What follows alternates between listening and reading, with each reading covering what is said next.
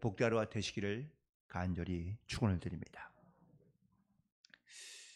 바둑기사들은요, 승패가 결정이 되고 나면 다시 그 승자와 패자가 돌을 다 거두고 그리고 처음부터 다시 복귀합니다. 복귀를 하는 이유는 물론 승자와 패자에게는 둘 다 뭐 아주 다른 의미인데 그런 자기가 두었던 수를 다시 한번 돌이켜보며 그리고 재현해내는 것이죠. 어떤 지점에서 승부가 갈리고 또 어떤 지점에서 또 내가 실수를 했는지를 다시 보고 배우는 겁니다. 그런데 사실 일반인들에게 이 바둑의 복귀, 즉 다시 똑같이 둔다는 것이 되게 어려워 보입니다. 그래서 프로 기사들에게 물어봅니다. 아니 도대체 어떻게 복귀를 하냐? 다시 그렇게 똑같이 둘 수 있느냐라고 물어보았더니 그 프로 기사가 대답하기를, 프로 기사들은 수를 둘 때마다 한 수 한 수 다 이유가 있고 의미를 두면서 그 수를 두기 때문에 그래서 첫 수만 잘 기억하면 또 그 수만 기억하면 저절로 다 생각이 난다고 합니다. 조윤현 씨가 쓴 회고록에 의하면 복귀는 특별히 이 승자와 패자 모두에게 쉽지 않은 일인데 특별히 패자에게는 지고 나서 사실 그 패배감과 혹은 또 우울감이 있는데 한 수 한 수 그 수를 두면서 패배의 기억을 떠올리는 것은 심적인 부담이 매우 많다고 합니다. 그러나 그 아픔을 견디고 그리고 복귀를 하면 자기의 실수가 어디에서 있었는지를 인정하게 되고 다시는 그런 패착에 빠지지 않도록 그런 배움의 기회를 삼는다고 하는 것이죠. 반대로 승리한 사람은 바로 그런 복귀를 하면서 내가 잘해서 이긴 것이 아니라 다른 사람의 실수를 통해서 내가 이겼다는 것을 깨닫고 그리고 겸손과 절제를 배우고 그리고 다시 한번 자기를 돌아보며 다음을 준비한다라는 사실입니다. 우리들이 신앙생활도 마찬가지지 않을까요? 우리가 영적으로 내 삶을 돌아보고 또한 내 삶에서 나의 실수 혹은 나의 실패들을 돌아보거나 아니면 내가 잘하고 있는 것이 있다면 그것을 과연 하나님께서 어떻게 원하시는 것, 뜻하시는 것인지를 돌아보고 그리고 믿음으로 순종하며 나아가는 것이 이것이 바로 인생의 복귀인 줄로 믿습니다. 오늘 이 전도서 기자가 자기의 삶을 다시 한번 돌아봅니다. 그리고 어떻게 하면 좋을지를 또 자기 인생 가운데 실수와 실패가 있었던 그 순간 혹은 잘 되고 있는 그때를 한번 돌이켜보며 그리고 어떻게 살아가야 될지를 다시 한번 돌아보며 고백하며 권면하고 있는 말씀들이 등장하는데 그 첫 번째 인생을 사는 법은 바로 범사에는 다 기한이 있고 만사에는 다 때가 있다라는 이 사실을 기억하며 살아가는 것이다 라고 말하고 있습니다. 특별히 하나님이 시간을 만드시고 그 시간 안에 사람을 머물게 하신 것을 알 수 있습니다. 그러므로 우리가 살아가는 인생의 모든 시간에는 다 하나님의 은혜와 하나님의 역사 그리고 또 하나님의 운행하심이 있다는 사실이죠. 이 기간 혹은 때라는 이 말들은 다 비슷한 말들이지만 특히 오늘 본문에 있는 말씀 가운데 이 기간이라는 말은 영어로는 시즌이라고 표현되어 있더라고요. 이 시즌은 계절을 의미합니다. 그러니까 인생을 하나의 어떤 긴 선상에 놓고 보는 것이 아니라 구분해 놓고 있다는 것이죠.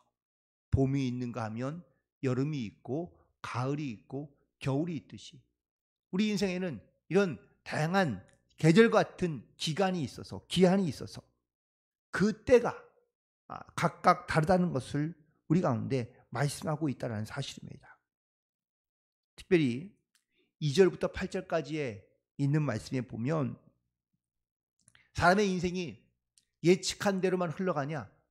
아니요, 그렇지 않습니다. 좋을 때가 있으면 나쁠 때가 있고 나쁠 때가 있으면 좋을 때가 있고 울 때가 있으면 웃을 때가 있고 슬퍼할 때가 있으면 기쁠 때가 있다라는 것을 말하고 있습니다. 결국 이 각각의 인생의 다른 기한, 다른 모습이 있어서 그것을 통하여 하나님께서 우리가 살아가는 인생은 그냥 우연히 살아가는 것처럼 보이지만 결코 그렇지 아니하며 하나님의 주권 안에 우리가 살아가고 있다는 사실을 우리는 분명히 잊지 말고 나아가야 될 줄로 믿습니다. 다양한 우리의 인생의 기한 속에서 우리가 영적인 복귀를 잘 해봐야 한다는 것이죠. 돌이켜보니 이것이 하나님의 뜻이었구나. 좋은 일이 있을 때에는 스스로 우리가 하나님의 영광을 감사하며 또한 그 은혜 가운데 우리가 얼마나 더욱더 순종하는 삶을 살아가야 되는지를 돌아보고 내게 때로한 어려움과 고난이 있으면 이 일을 통하여 내가 다시 한번 주님 앞에 내가 혹시 실수하거나 아니면 내가 잘못된 그릇된 방향으로 가고 있는 것은 아닌지를 우리는 돌아보고 또한 그것을 깨닫고 그리고 더욱더 하나님께 가까이 나아갈 수 있는 이런 지혜, 이런 믿음이 바로 우리의 모습과 결단 가운데 나타나며 함께해야 될 줄로 믿습니다. 오늘 전우도 기자는 그래서 인생 가운데는 다 이런 때가 있고 기한이 있어서 그때와 기한을 우리가 어떻게 알며 또한 내 인생을 어떻게 살아가야 될지를 우리가 돌이켜보며 또한 그 하나님의 인도하심 가운데 나아갈 수 있게 되기를 간절히 소망하며 축복합니다. 또한 중요한 것은 인생할 때의 삶의 이런 기간과 때를 통하여 내 삶에 어떠한 유익을 주고 있는가라는 것을 우리가 물어야 한다라는 사실이죠. 많은 사람들이 인생을 살아가면서 자기의 꿈, 자기의 어떤 원하는 것을 이루기 위하여 살아갑니다. 그리고 부단히 노력합니다. 그런데 우리가 원하는 것을 이루거나 꿈을 이루거나 아니면 또한 어떤 계획을 이루었을 때 과연 그것이 우리 가운데 영원한 일일까? 인생은 혹은 세상에 살아갈 때에는 영원이라는 것을 소유할 수가 없습니다. 그러니 자연스럽게 그렇게 애쓰고 노력했지만 그건 나에게 돌아오지 않는 그 영원함이 없기에 우리 인생에 다 험함을 경험하게 된다라는 사실입니다. 우리가 잘 알고 있는 누가복음 15장에 등장하고 있는 탕자의 이야기 잘 알지 않습니까? 그는 아버지의 품에 있었지만 하지만 그는 그 아버지의 품에 있는 것이 그것이 얼마나 행복하며 즐거운 일인지 알지 못합니다. 그래서 그는 아버지에게 재산을 물려받아 그는 밖에 나가서 살기 시작합니다. 돈을 소비하고 즐겁게 방탕하게 사는 것이 인생의 가장 좋은 때라고 생각했기 때문입니다.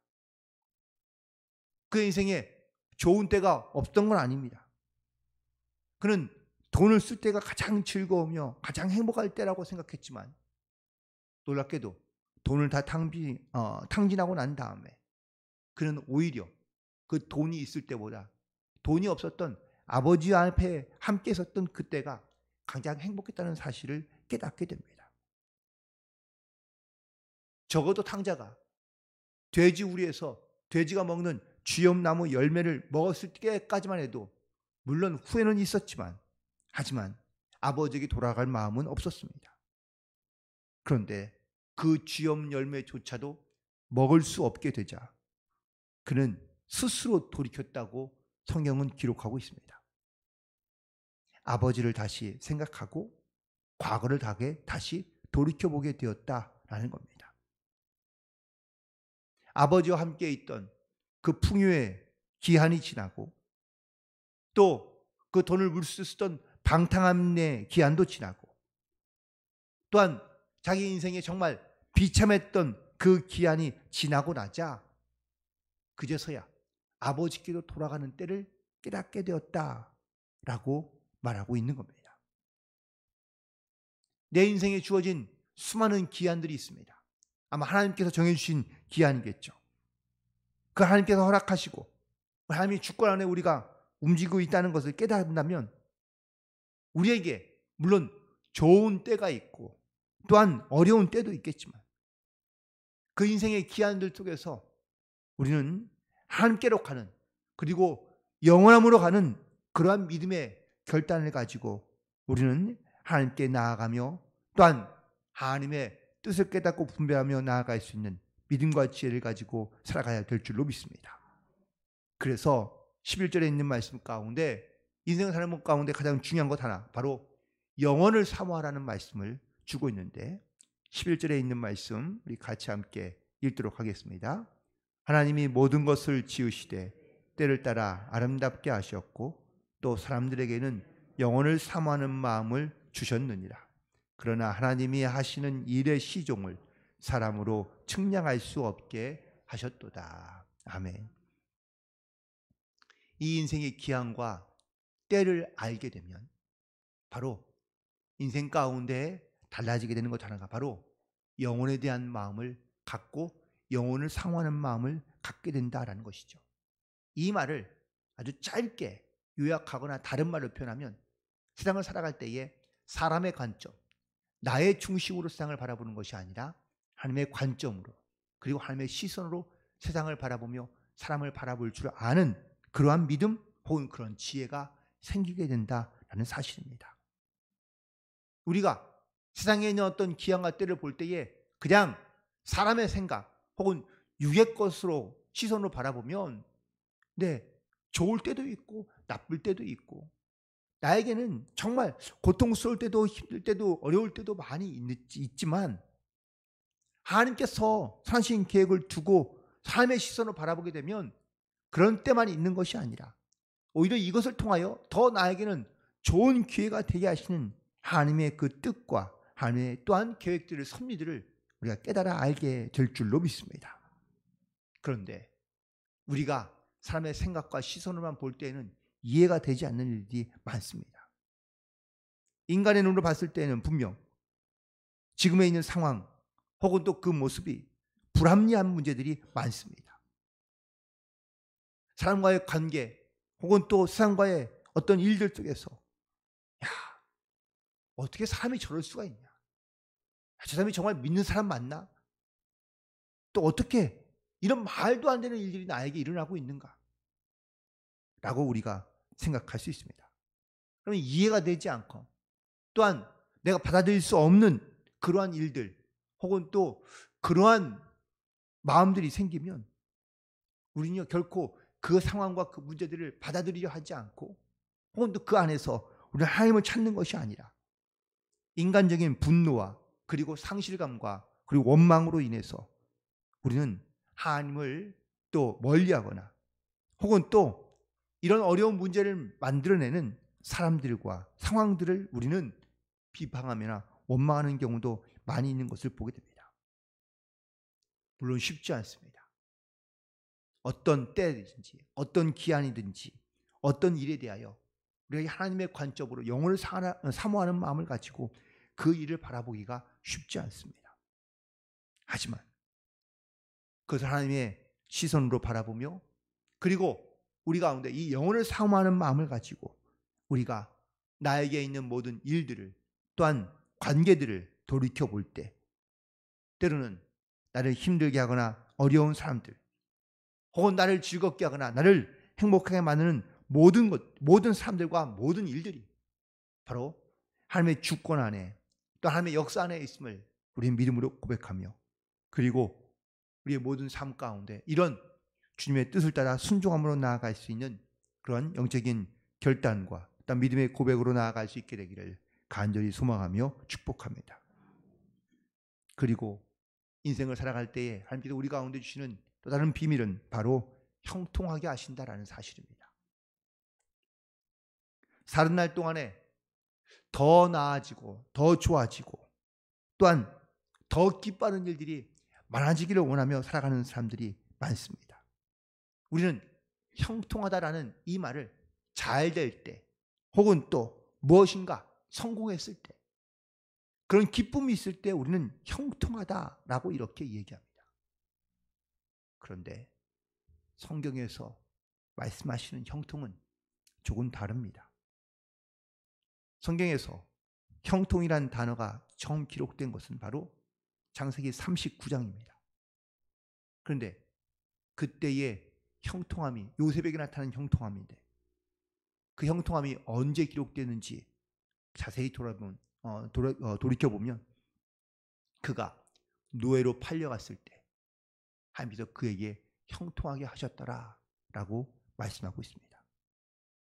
형통은 위치나 어떤 사건의 문제가 아니라 관계의 문제라는 것을 분명하게 말씀하고 있는 겁니다. 요셉, 비록 그는 노예로 팔려가서 비참하며 힘들고 어려운 상황 가운데 놓여 있지만 하나님께서 그와 함께 하시니 그가 형통한 사람이 되었다고 말씀하고 있는 줄로 믿습니다. 그런데 정반대로 그가 이제 애굽의 총리가 되었을 때 모든 일이 다 형통하게 풀릴 것 같지만 애굽의 총리가 되고 난 다음에 요셉에게 기록된 말씀은 그가 형통하게 되었다라고 기록되어 있지 않습니다. 그가 감옥에 있을 때 혹은 그가 노예로 있을 때 하나님께서 그의 삶을 형통하게 하셨지만 그가 잘 됐을 때 혹은 그가 높은 자리에 있을 때 하나님께서 그를 형통하게 하셨다고 말씀하지 않고 있다는 사실은 우리가 내가 형통에 이 복을 누리며 살아가는 것은 내가 어떠한 위치에 있을 때 아니면 내가 무언가를 이루었을 때 하나님께서 나를 형통하게 하시는 것이 아니라 내가 오히려 어려움과 고난 가운데 있을 때 내 삶이 힘들 때 그리고 불구하고 내가 주님과 동행하는 삶을 살아가는 그 순간 바로 형통함의 기쁨이 무엇인지를 우리 가운데 깨닫게 하시며 또 우리 가운데 고백할 수 있도록 역사하신다는 것을 말씀하고 있습니다. 그러므로 우리 인생 살아갈 때 정말 내 삶의 어떠한 부분에 있어서 내가 형통한 삶을 살고 있는지 특별히 하나님이 나와 함께 하시며 또한 나와 동행하시는 그 일로 인하여 우리가 내 삶에서 형통함을 고백하며 살고 있는지를 우리 믿음으로 고백하며 돌아보며 나아갈 수 있게 되기를 간절히 소망합니다. 오늘 본문 마지막 절에 보니까 그러므로 나는 사람이 자기의 일을 즐거워하는 것보다 더 나은 일이 없음을 보았기 때문이라고 말하고 있으며 그리고 그것이 그의 몫이고 또한 그 뒤에 일어날 일을 무엇인지 보게 하려고 그를 다시 돌로 데려올 수 없다고 고백하고 있는 것을 보게 됩니다. 여기서 자기 일이란 자기의 본분을 말하고 있습니다. 세상에 가치 있는 일에 자기의 힘을 쏟거나 또한 그것을 잡으려고 달려가는 것이 아니라 내게 있는 즐거워하는 일, 바로 하나님을 힘입으며 하나님이 기뻐하시며 하나님이 원하시는 일을 행하며 살아가는 것을 의미하고 있습니다. 내 뒤에 일어난 일을 무엇인지를 보게 하려고 그를 다시 데려올 수 없다라는 이 말. 우리가 아무리 과거를 후회해도 또 내가 미래에 가서 지금의 내 모습을 보면 안타까워하겠지만 그걸 다시 돌이킬 수 있는 사람은 아무도 없다라는 것을 말하고 있습니다. 사람의 인생이 끝나면 다시 이 땅 가운데 올 수도 없으며 또한 볼 수도 없고 또한 똑같은 일을 다시 반복할 수도 없다는 것이 바로 우리의 인생의 모습입니다. 그러므로 지금 이때에 그리고 주어진 기한 속에서 물론 때로는 기쁜 일도 있고 또한 즐거운 일도 있지만 우리 가운데 어려운 일도 있고 힘든 일도 있는데 그 모든 때와 기한 가운데 하나님의 뜻이 무엇인지를 분별하며 내 삶에 주신 하나님의 유익함과 또한 내 삶의 본분 그리고 하나님의 뜻과 하나님의 관점을 가지고 우리에게 주어진 모든 일들과 상황들 속에서 우리가 어떻게 주님과 동행하며 또한 형통의 삶을 누리며 살아갈 수 있을지를 다시 한번 돌이켜보고 그리고 오늘도 하나님의 주신 말씀과 명령을 따라 믿음으로 순종하며 그리고 주님 안에서 승리하는 복된 하루가 되시기를 주님의 이름으로 간절히 축원을 드립니다. 기도하시겠습니다.